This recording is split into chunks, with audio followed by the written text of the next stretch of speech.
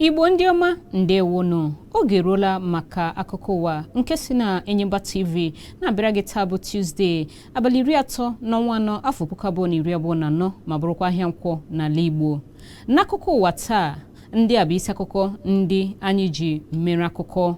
Ụlọ nzukọ Senate ga-eme nnyocha maka mbugo nke ụgwọ ọkụ latrik na-eyi egwu ịta ndị dara iwu ahụhụ. Otu IPMAN ekwuola na ụkọ mmanụ patrol agaghị erute obodo Port Harcourt nakwa ndị agbata obi ya. Ụlọ ikpe mkpesa tribunal nke na-ahụ maka ntuliaka ọkwa gọvanọ na steeti Imo ederela duu n'ihe metụtara nchabi ikpe. Akụkọ ndị a na ndị ọzọ ga-abịara gị na aka ngwa ngwa. Ọka akụkọ bụ m Ezinne Mmadụ.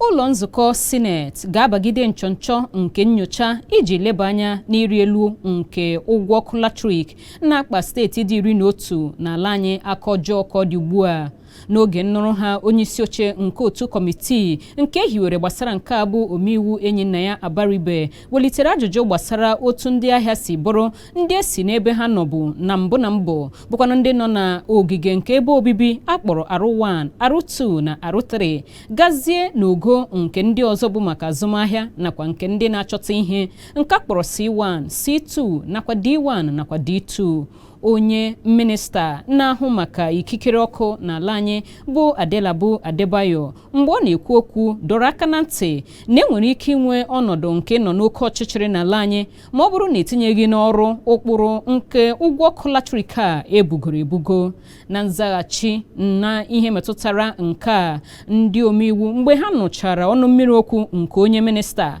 ha kwararịrị n'otu esi na-ata ụmụ Naịjirịa ahụhụ n'ihe gbasara otu esiri jiri ọkụ na-emekpa ha ahụ kemgbe ọtụtụ afọ, nke na-abụghị nke bụ nke na-adịghị mma, na iyi egwu ha na-akọwa na onye ọbụla aka ya nọ n'agwa ọjọọ a nke a na-akpọso ụmụ Naịjirịa n'ihe metụtara ọkụ latrik ka ha ga-ata ahụhụ onye ọbụla ọ sọrọ ya bụrụ.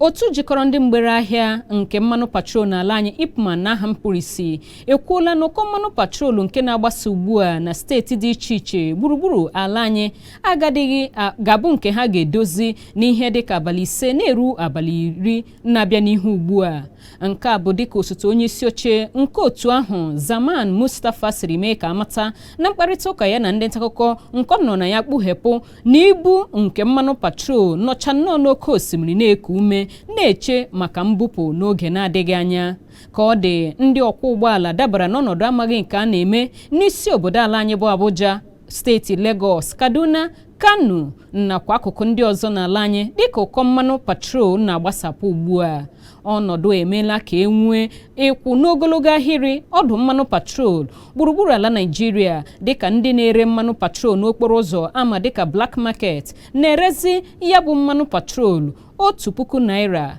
200 maka 1 lita ugbu a. N'ọzọ dịka ibe ya, otu IPMAN na steeti Rivers nakwa obodo ndị gbara ya gburugburu na-ekwu na ụkọ mmanụ patrol a na-ekwu okwu ya agaghịrị agbasadị ha. Ikwu n'ahịrị lọghachiri n'ụfọdụ obodo ndị mepere emepe dịka Lagos na Abuja na-akpata obi iko n'elu n'okporo ụzọ dịka ọtụtụ ndị rụchara nnọọ puku ndị njem nọ n'ọnọdụ agaghị ihu nakwa agaghị azụ. Otu IPMAN steeti Rivers site n'ọnụ onye na-ahụ maka mmekọrịta ha na ọhaneze, onye aha ya bụ Agbakwuo Ụzọchukwu, kọwara na ụkọ mmanụ patrol nakwa oke ọnụ ya ahụtara n'ụfọdụ akụkụ ala Naịjirịa sitere n'ihi mgbachi nke ebe ndọba mmanụ patrol nke gọọmenti mere ugbu a na-eme ka ọ na-esiri ndị na-atụ mgbere ahịa ike ibute ya bụ ngwaahịa. Otu bọọdụ na-ahụ maka ule eji abanye ụlọ akwụkwọ mahadum JAMB n'aha mkpirisi ewepụtala okwe ntuliaka nke afọ a. Onye rejistra nke otu JAMB Ishak Oloyode amapụla ọkwa nke okwe ule UTME n'ọgbakọ mkparịta ụka enwere n'isi ụlọ ọrụ ha nke dị n'ogbe Jabi na mpụga nke isi obodo ala anyị bụ Abuja.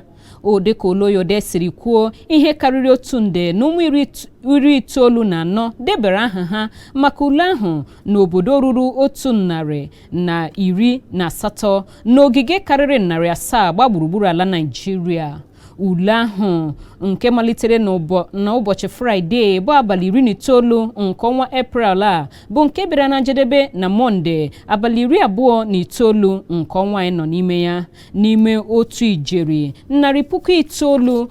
na 668 ụmụ akwụkwọ ndị lere ule ahụ 18,810 abịaghịdị ya bụ ule ma ncha. Ngụkọta nke otu ijeri 9,810 lere ule UTME n'ime abalị 6 a elere ya. Ọ gara n'ihu kwuo n'otu ijeri 4,290 nke na-anọchi anya pasentị 76 nke ndị niile lere ule ahụ enwetarughị akara 200. JAMB ka o si na-adị kwusiri ya ike na mkpebi ha dị nnọọ chimchim na ha agaghị ebipụta aha onye nwetara akara ule kachanụ n'ule nke afọ a.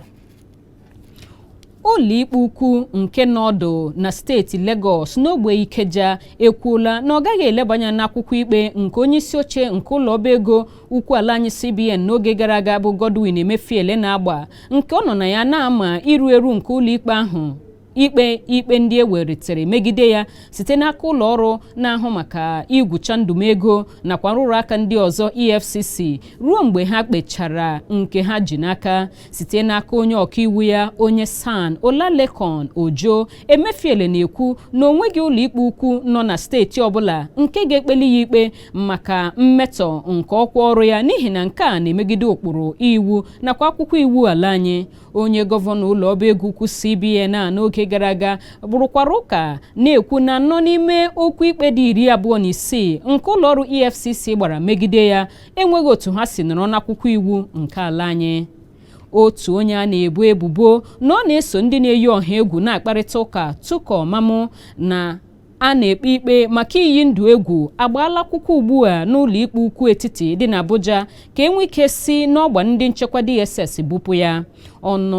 rịọrọ ọkaikpe Inyang Eko ka ọ gbanwee njichi ya site n'ọgba ndị DSS gaa n'ụlọ mkpọrọ nke dị na Kuje. Na mmalite n'ikpe ya, Mamu site n'ọnụ onye ọkaiwu ya bụ Abdul Muhammad bịara kwuo ma bụ ebubo na ntụziaka nke ụlọ ikpe nyere n'abalị 19 nke ọnwa Disemba afọ gara aga ka onye dọkịnta ya bịa hụtụ ya anya ma nyetụkwana ya nlekọta ahụike ka ndị ụlọ ọrụ nke nchekwa DSS siri ọnwụ na nke ahụ agaghị eme. Mamu boro ebubo na-enyebeghị onye dọkịnta ya ohere ịbịa hụtụ ya anya dịka ọ dị oke mkpa ka awa ya ahụ n'ụlọ ọgwụ ọbụla nke dị n'ala anyị. Onye ọkaikpe ahụ mechara yigharị ikpe a ka ọ dịwazie n'abalị 20 nke ọnwa ọzọ.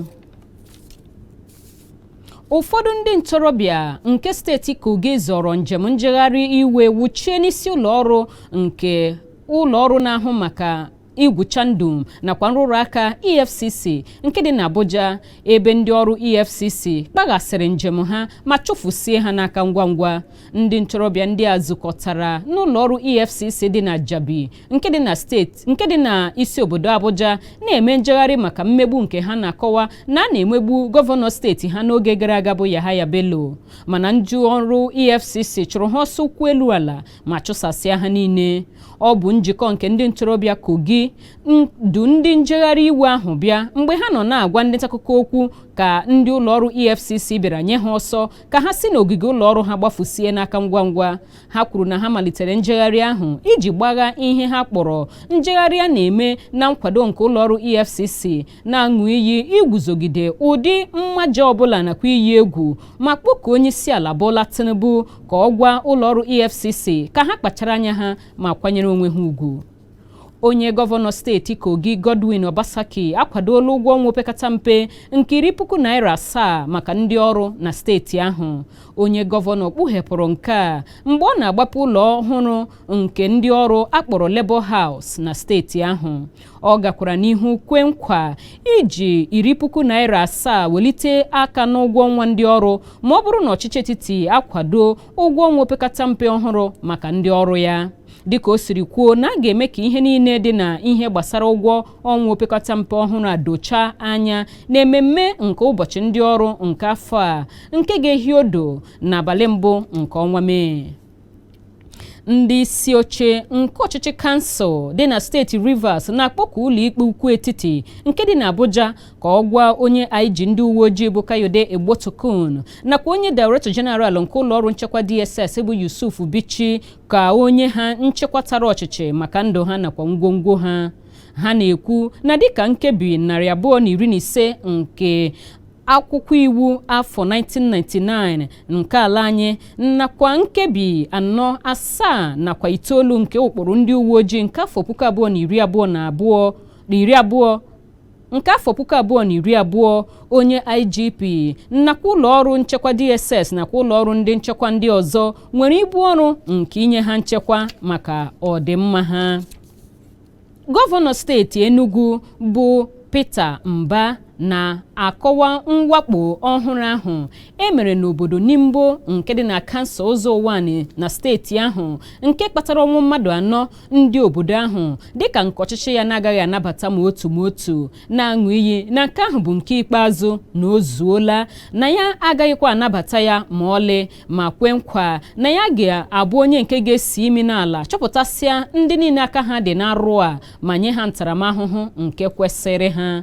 Ọ kọwara na mwakpo ahụ dịka nke metụtara steeti ahụ n'ozuzu oke na-ekwe nkwa na ọchịchị ya ga-eso ndị obodo nakwa ndị nchekwa ime obodo rụkọ ọrụ ọnụ n'iwusi nchekwa ike ọ bụghị dị naanị n'obodo Nimbo kama n'obodo niile nwere na kansụl Ụzọụwanị. N'otu aka ahụ ndị obodo Nimbo kpọrọ oku ka ewelitetukwu aka n'ihe metụtara ikikere nke ndị nchekwa nke ime oke ọhịa ha dịgasị iche iche nakwa ndị nchekwa nke ụbọchị nke obodo agbata obi ha ka o sikwu ike na-ekwu na ndị mwakpo a na-esikarị na steeti ndị dị ha nso nso n'ihi ịnọ n'ime ime nke obodo ha a na-ejizi ya akpa ha mkpamkpa.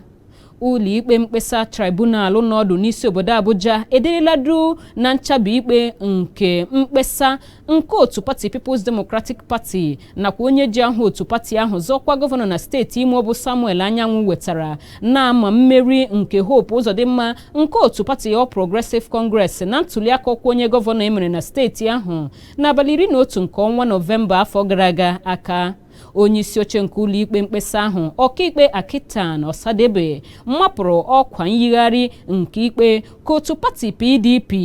chọpụtachara ma chịkọta okwu ikpeazụ ha na-agwa ụlọ ikpe mkpesa tribunal ahụ ka ha kpọpụta onye ji ahụ otu pati ha zọọ ọkwa dịka onye nwetara mmeri. Onye ọkaiwu nke gọvanọ Uzodimma bụ onye kacha ikpeazụ onye SAN gbara ụlọ ikpe tribunal ahụ ume ka ha kachapụ mkpesa n'akụkụ dịka ndị gbara ya bụ akwụkwọ enweghị ike inyeli nkọwa nke obi abụọ na-adịghị na ya n'ihe gbasara okwu mkpesa ahụ. Ọ ka bụkwa na Enyimba TV ka akụkọ ndị a si na-abịara gị. Akụkọ ndị ọzọ anyị n'aka ga-abịara gị ngwa ngwa anyị lọtaghachiri nnọsi ike ebe ahụ.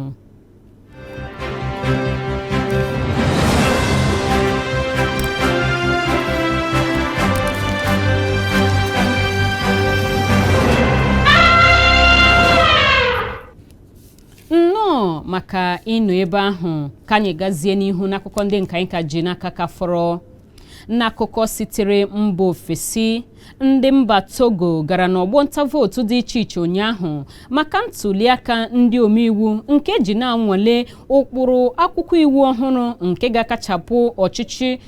nke ga-akachapụ usoro ọchịchị nke ntuliaka onyeisiala ma nye ndị omeiwu ikikere nke ịhọpụta onyeisiala na mba ahụ. Ndị otu mmegide nke ọchịchị nakwa ndị ụlọ ụka na-ekwu n'okpuru iwu ahụ bụ mgbalị nke onye isi ala nọ n'ọchịchị ugbu a bụ Faure Nasigbe na-eme iji gbatịkwuo oge nke ọ ji nọrọ n'ọchịchị. Ndị omeiwu nke mba ahụ benyere aka n'iwu ahụ na ngwụcha nke ọnwa Maachị ebe ọ fọdụrụ nwantị ka ọ bụrụ iwu ugbu a. Ndị isi na mba ahụ ebula ụzọ kpachisie ndị na-achọ nta mmepe nakwa nnwere onwe mgbasa ozi tupu oge ntuliaka eruo. Na mmalite ọnwa Eprel, gọọmenti machibidoro njegharị n'ụdị ya ọbụla nke megidere atụmatụ iwu atụmatụ ụkpụrụ akwụkwọ iwu ọhụrụ a ma nwụchie ndị mmegide bụ ndị nke gbapụtara ihe. A nwụchiri otu onye ntaakụkọ mba France onye gbatatara na mba Togo maka ịchịkọta ozi otu ya bụ ntụliaka ga-esi aga, kụọ ya ịkpụtụrụ ọnụ ma chụlaga ya ebe o siri bịa. Ndị nchekwa nke mgbasa ozi na mba Togo mechara machie usoro nyocha nke ndị ntaakụkọ si mba ofesi n'ụdị ya niile. Ụlọ ọrụ ntụliaka na mba ahụ machibidokwara ụlọ ụka Katọlik ka ha ghara iziga ndị nledo ntụliaka maka ime otu ntụliaka ga-esi aga. Otu ezinụlọ achịala mba Togo ihe ruru afọ 57 nke malitere site n'aka nna ukwu nke ezinụlọ a kpọrọ Eyedama Nnasigbe, mechazie ya butezie nwa ya dịka onye buru oche. N'akụkọ akụnụba, naira agbagokwala ruo 1,000 naira 350 maka $1 n'ahịa mgbanwerịta ego Forex. Ogo ahụ na-anọchi pasentị 2.27 na mgbọdata ọnọbụ na ya n'abalị 26 nke ọnwa Eprel, nke bụkwanụ 1,000 naira 320 maka $1. Ndị ahịa nke ego akpọrọ Bureau de Change na-ekwu na ha na-azụ dọla 1,000 naira 320 ma na-ere ya 1,000 naira 350 na-enwekwa n'uru nke naira 30. N'ịga n'ihu n'akụkọ akụnụba, otu ụlọikpe mkpesa maka nchekwa nke ndị ahịa akpọrọ CCPT n'aha mkpirisi nke nọdụ na Abuja amachiela ụlọ ọrụ nlere onyonyo nke akpọrọ Multi-Choice ibuli ọnụ ahịa nke ngwaahịa ha nke yiri ga-adị n'abalị mbụ nke ọnwa Mee. Ụlọikpe tribunal ahụ machikwara ụlọ ọrụ Multi-Choice ka ha ghara ịga n'ihu na mbuli nke ọnụ ahịa nke ha meburu nke ga-abịa echi na-abịa abịa bụ abalị mbụ nke ọnwa Mee, ruo mgbe elebachara anya n'okwu ikpe enwere megide ha nke chere ha n'ihu.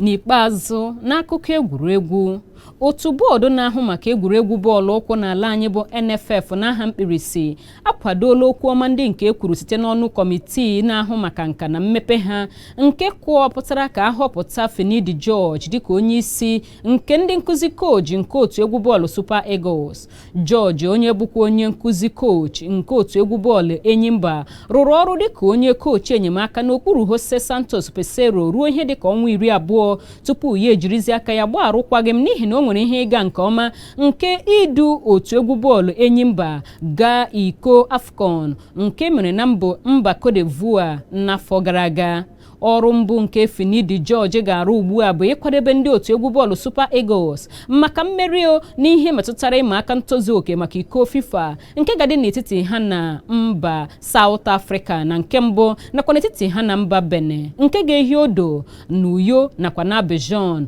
n'otu n'ime izu 5 na-abịa ugbu a.